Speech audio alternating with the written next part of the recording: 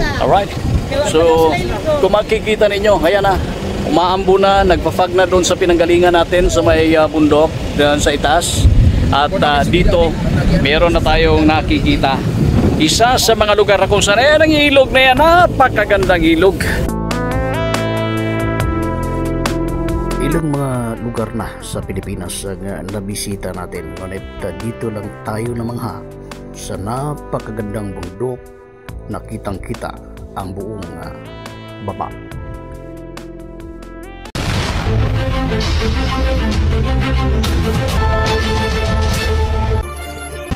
Sa episode nito ay ito na ang simula sa ating pag-iikot dito sa may Agusan del Norte, na kung saan ay isa sa Mala New Zealand ang ating bibisitahin na ngayong araw, no? Dito sa may Gawing Mindanao, na kung saan ay dumating tayo rito mula sa may Dapitan Port hanggang dito sa lugar na kung saan ilang oras malalayo at medyo mapalayo at napalayo tayo dito sa lugar ito. Ngunit ito na po ang unang destination, ang tourist spot dito sa may Kabadbaran City ng Agusan ang pupuntahan natin ngayong araw. Yes, ay, ay, ay.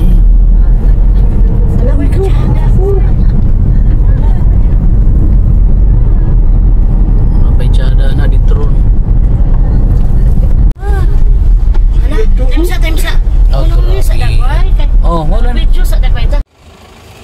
Yes, good morning. Panibagong adventure naman ang ating ginagawa ngayon. As of now, andito tayo sa Kabadbaran, Agusan del Norte na kung saan. Ayan, kasama natin si pag-follow na lang din po True Vision Channel at Marites Abelia ang FB page po. Ayan, so kasama marami po tayo ngayon. I-witness po natin ngayon ang Alan New Zealand of Agusan del Norte. Yeah. Alright, so narating na rin natin yung pinakabungad, no, sa bago tayo pumatong doon sa may tuktok na kung saan mayroong protected area ng DNR na mula naman sa protected also ng local government of especially sa may Kabadbaran, na kung saan ay ando na yung mga tribo, no. So dito pa lang ay bumungad na sa atin ay magandang tanawin then sa may baba. Okay, so ito kauban si Sir Lloyd. Okay sir, pila na ka years nga in ano nga kuan ang Alan New Zealand. Alan New Zealand. Dugay na ni siya. Gali wala lang na-develop sa una kay walay insakto nga karsada. Okay. Karon gibutangan og karsada sa gobyerno, mao na ning mga tawo makaanhin na gyud. Easy na makaanhin sa una kay abog kay ini dagko kay bato. So karon kay gisiminto gyud sa gobyerno para daghan kayo mga tourist nga makaanhi. Okay. So napay mas nindot pa kayo dito. Ayan. So tuloy-tuloy tayo sa may bandang unahan para masaksihan din natin kung ano pa ang maaari natin makita mula dito sa lugar na ito. Alright. So kung makikita ninyo, ayan na. Umaambo na, nagpa-fog na doon sa pinanggalingan natin sa may bundok doon sa itaas. At dito, meron na tayong nakikita. Isa sa mga lugar kung saan, ayan ang ilog na yan, napakagandang ilog. Ayan. O, yan. Nagtutuloy-tuloy yan mula sa itaas hanggang baba. At ayan po, ang ganda ng mga kabundukan na nakikita natin mula rito. Woo!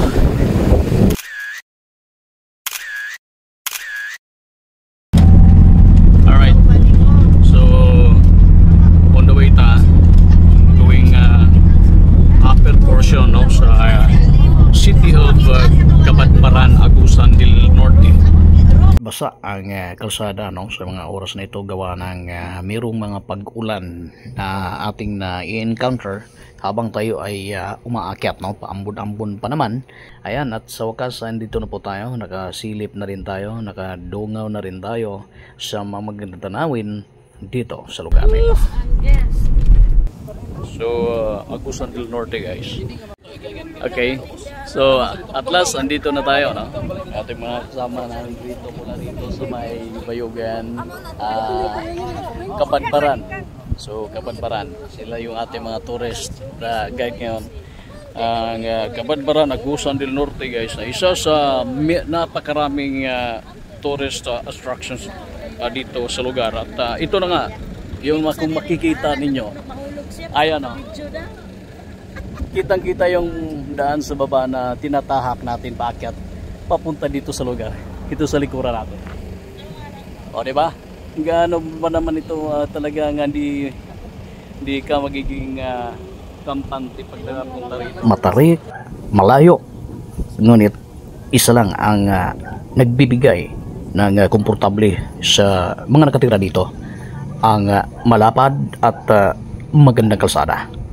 So ito ay isa sa mga lugar na kung saan ay dinadayo ng mga turista dahil sa gawa ng nandirito. Itong lugar na ito ang tinatawag na Puting Bato Pulang Yuta view deck dito sa lugar. Kung tuloy-tuloy ang takbo mo mula rito ay ayon sa ating napagtanungan ay maaaring dumiretso ka hanggang Surigao dito sa kalsada na ito. Tahimik, malamig at napakagandang lugar. Kaya marami ang mga ninirahan dito, lalong-lalo na yung mga tribo. Highest, I think one of the highest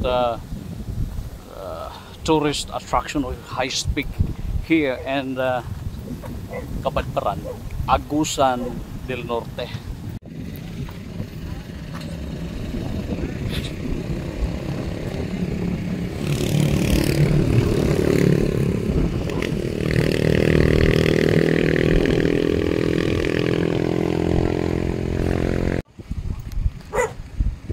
I protect RWFR. Okay, so stands for RWFR stands for Kabadbaran River Watershed Forest Reserve. As per Presidential Proclamation number 834 series of 1991, area covered 16,025 hectares. So malaki-laki, napakalaking lupain po itong covered nitong Presidential Proclamation number 834 series of 1991. Salan to, ugunsalan to. Kabadbaran, Municipality of Santiago. So dalawang municipality ito, Municipality of Santiago, Agusan del Norte, and also City of Kabadbaran. So isa sa ating mga tourist guide ngayon ito. Tourist guide na at saka driver pa. Anong masasabi po natin ngayon, sir, dito sa lugar? Napakagandang lugar. Alright. So sulit ba? Sulit. Ito, taga Agusan ito. Sir, ito lagi bang pinupuntahan ng marami ang pumupunta dito sa lugar? Okay? Okay. Approve? Approve. Wow. Pero pwede ma-interview ka gamay. Ha? Ako sana ibutang nga naman kung balay ako. Nato, ma'am. Hallelujah. Okay, ma'am, ang area pila na katuig nga protected ni siya as watershed, declared as watershed. Ma'am, sir, kay kuan na kay diri jud mi yutang kabilin mga tribo jud mi diri. Mamanwa among tribe diri Dili manubo? Oh, mamanwa pero mamanwa ang akong nanay. Okay. Oh. Nya diri mi nang dagko, diri mi nang kuan pero sa pagkakaron murag lisod pero ampo lang ta sa Ginoo kay kami diri bawalan jud mo tulog kahoy, mamalas, mangaper. Niabot ang mga dinar sa una na may mga dinar. Oh, pero sa kuan dili man gipit sa among pangabuhian diri mga tribo. Open man mi. Pero karon apektado mo. Oh, apektado gayo mi say. Pero kinahanglan nga suportahan na lang po nato ang unsay kos gobyerno, no? Oh, pod lagi nya. Okay man na. Okay man na nga atong kanon atong area. Sa ingana nang gipit na jud ta kaayo, murag lisod na po na sa among mga tribo balay sa akong nanay. So, produkto ninyo din himam baligya. Ay kuan sa kamuti, saging, usahay among kuan diri. Oh. Mais na ma'am, nagyapon. Nay mais, portion diri nga libuhot sa Ginoo nga yuta ba nga para matamnan jud. Pero baka tanong pa mo na pa may lugar nga matamnan pa. lugar na mo nga matamnan. Okay. Oh. So salamat kay Madam ha sa panahon ug salamat, paghatag sir. og impormasyon pod nga kuan. Ako ngalan Sir Rosemary Guyan. Okay. Ali akong nickname. Guyan. Salamat. Guyan. Ma'am, unsay ngalan? Puting bato, pulang lupa, Budik. Kaniya. Sa Kabadbaran. Oh, Kabadbaran. Agusan del Oh, Norte. Nga na simento yun sila ito sa LPA. Normal lang na siya. Kaya basta intake. Mauman. Parehan niya, nagmotor pa tanay, may pasa na motor sila. O tayo kapasilungan. Munang kanang kinabuhi nilang kapo. Risgo kayo. Siguro yun. Motor man. Munang karon si Zev 4x4 na. Naniguro na siya. So motor man na sana. Nga ni. Nahigayon nga nakapalit siya. Adi.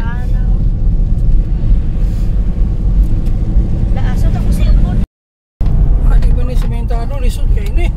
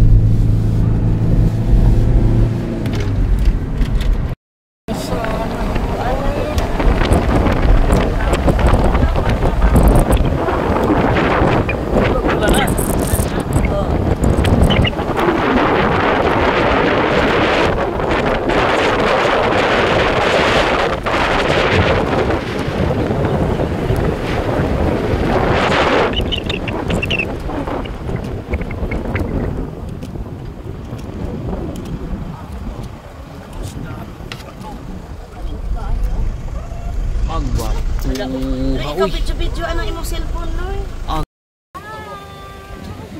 Dok, kining dala na gikan dito diretso ni kay cemented naman asa nim lapos. Surigao del Sur.